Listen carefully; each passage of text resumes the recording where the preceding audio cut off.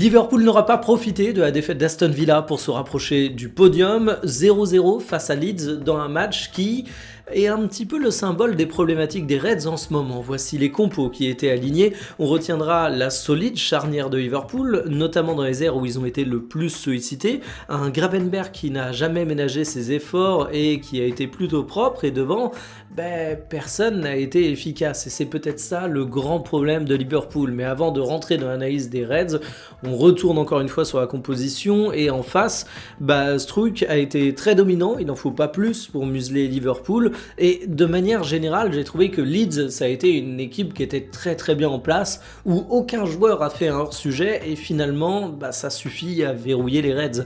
Les statistiques vous montrent qu'il y a eu une grosse possession de la part de Liverpool à domicile, des buts attendus, mais finalement 2,08, mais rien derrière. En fait, c'est le mal chronique de Liverpool depuis quelques temps.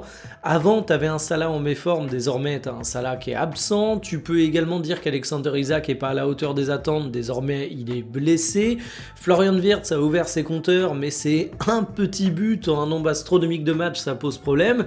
Et puis on parle beaucoup d'Hugo Ekitike, notamment en France. Oui, Hugo Ekitike fait des matchs intéressants, mais bon, 11 buts en 20 matchs, 25 matchs, un truc comme ça, ça vous montre un peu le problème, c'est qu'à lui seul, il peut pas porter l'attaque de Liverpool. Et en fait, cette équipe, aujourd'hui, a cette problématique, c'est que t'as beau avoir posé des centaines de millions sur des joueurs offensifs, Florian Wirtz, Alexander Isak, Hugo Ekitike, t'arrives pas à conclure tes actions, et c'est un petit peu le plafond de verre que tu cherches à briser actuellement. La conséquence directe en classement de Premier League, c'est que même si t'étais sur une belle série, tu restes loin des leaders. 33 points, c'est 6 points derrière le podium. Chelsea derrière vient de limoger son entraîneur, à voir si c'est une chance ou une menace pour toi, selon la forme des Blues au cours des prochaines semaines.